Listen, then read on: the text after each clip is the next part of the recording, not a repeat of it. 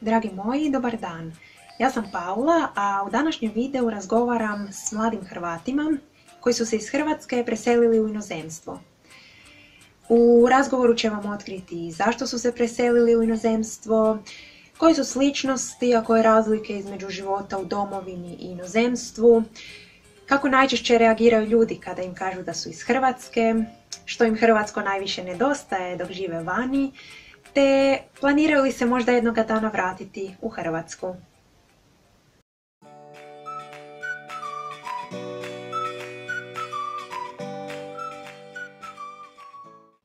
Ja sam Dorotea, trenutno živim opet u Zagrebu, ali sam živjela 2 godine u Brnu u Češkoj i preselila sam se tamo zbog ljubavi nakon što sam završila faks, s obzirom da moj tadašnji dečko je još studirao. Znači, rekla si da si živjela, to jest još uvijek djelomično živiš u Brnu u Češkoj. Možeš li usporediti način i stil života u Češkoj i u Hrvatskoj? Šta je slično, što je različito? Pa naizgled je sve slično, ali osjetila se razliku u mentalitetu. I ja sam to objasnila sebi tako da mi Hrvati odmah stavimo sve karte na stol, a Česi ne stave sve karte, nego stave jednu kartu, onda drugu i stvarno ti ljudi koji se odmah otvore su zapravo rijeđi. A možeš li mi reći, kada si rekla ljudima u Češkoj da si ti iz Hrvatske, kakve su bile najčešće reakcije? Pa uglavnom im nisam morala reći jer su odmah čuli. Po naglasku? Da, odmah su čuli da sam strankinja. I dok si živjela u Češkoj, je li ti nešto iz Hrvatske posebno nedostajalo? Da, fali su mi ljudi jako. Mislim, ja sam si uspjela tamo s vremenom razviti dosta dobar društveni život, s obzirom da je Brno prepuno mladih ljudi. A sam uvidjela da što sam više tamo, to je dalje taj moj hrvatski život i onda sam malo počela paničariti. I ne znam, ne možeš imati tak život razgranat na 100 mjesta i onda zadržati sve ljude koji su u njemu, tako da zapravo su mi ljudi najviše falili. A sada kada si rekla da je tvoj život nekako između Češke i Hrvatske, gdje se ti vidiš u budućnosti? Vidiš li se više u Hrvatskoj ili bi se možda vratila u Češku ipak? Da, ja sam se isto pitala to pitanje i zaključila sam da ne znam. Tamo su bolje nekako prilike što se tiče zaposlenja, definitivno tamo nikad nisam imala neki duži period nezaposlenosti, jer ako i sama ne bi tražila, odmah bi mi se ponudio neki posao, što u Hrvatskoj još nisam doživjela. Hvala ti na vremenu i nadam se da ćemo se sad češće družiti u Zagrebu. Da, ja isto. Dok opet ne odemo.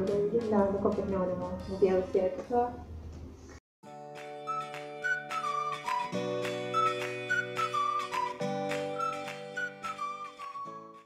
Zovem se Antonio i bavim se stomatologom i fotografijom i živim sad trenutno i radim u Njemačkoj već negdje oko 2 godine i planiram se vratiti sigurno nakon napora par godina. I to je to. Mi smo zapravo na neki način kolege zato što sam se ja nedavno vratila iz Njemačke, a ti sad živiš u Njemačkoj. Pa možeš mi reći gdje živiš u Njemačkoj i po čemu se tvoj život u Njemačkoj razlikuje od života koji si imao ovdje u Hrvatskoj? Da, to biti dobro rečeno, život kojeg sam imao tu u Hrvatskoj de facto je bio po meni pravi život, tako da kvaliteta života tamo i tu mi je puno bolja definitivno. Fali li ti posebno nešto hrvatsko? Neka hrana, ljudi, znači, običaj? Meso, koje je tu fantastično, onda povrće, kaj znam, kava naša. A ljudi, fali li ti prijatelji iz Hrvatske? Da, fali mi, znači, naš mentalitet fali. A kad ti svojim tamo kolegama, prijateljima iz Njemačke kažeš da si Hrvat, kako oni reagiraju najčešće? Pa zapravo reagiraju jako dobro. Da? Uvijek kažu, kao Kroacijom izvješujem wunderbar. Moje zadnje pitanje za tebe je, razmišljaš li možda o povratku u Hrvatsku ili ćeš sad neko vrijeme još živjeti gore? A mislim, ne bi ja sad to rekao živjeti gore, ali radit ću, ja sam još rekao tam gore, to je moje rodno mjesto, ne, i samo to, znači ja ću biti uvijek tu i tamo, jer volim putovati, nije mi teško doći, tako da definitivno bi se vratio nazad, jer sebe ne vidim gore dugoročno. Znači možda, kada znam, gledam maksimum 2-3 godine, 5, u meni mi jesmo kompatibilni za rad, ali za život ne bi mogu reći da to de facto ima smisla. Ne, za mene osobno. Neki su se tamo super našli, kada pričam s ljudima, ne bi se više nikad vratili, ali svaki ima svoj izbor.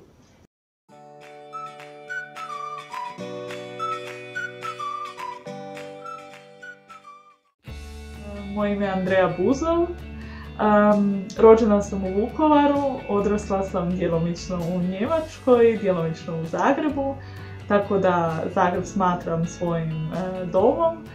Međutim, posljednjih 7 godina živim u Grazu, u Austriji i to je postao moj drugi dom. Već si nam se predstavila, puno ti hvala i sad bi me zanimalo koje su sličnosti, a koje su razlike između života u Austriji, u Grazu i života koji si imala prije u Hrvatskoj? Rekla bih svakako da smo mi, barem i meni osobno su to neki ljudi rekli, puno energičniji, oni ipak jesu malo zatvorenijeg tipa, malo možda opreznijeg nego mi. A kako reagiraju Austrijanki kada ti kažeš da dolaziš iz Hrvatske?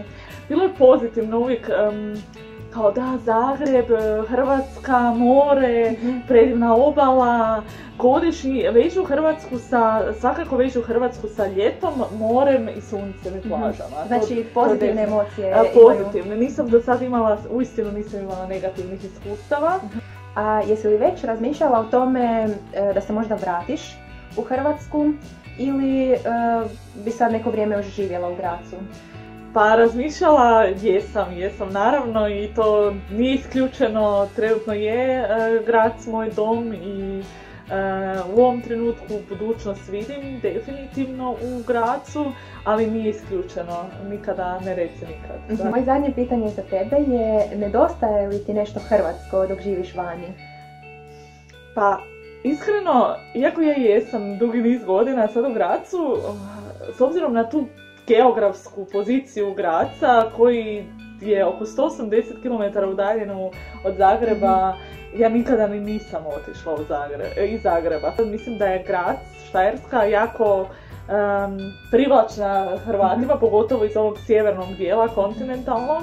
Ja sam iz tog razloga prije nekoliko mjeseci pokrenula Instagram profil koji sam nazvala Puca u Grazu i nastojim našim ljudima približiti kroz slike i popratni mali tekstić neke posebnosti Graza. I to piše na hrvatskom jeziku iz razloga što mislim da dovoljno postoje materijala na engleskom i njemačkom i želim ljudima pružiti na svom materinjem jeziku.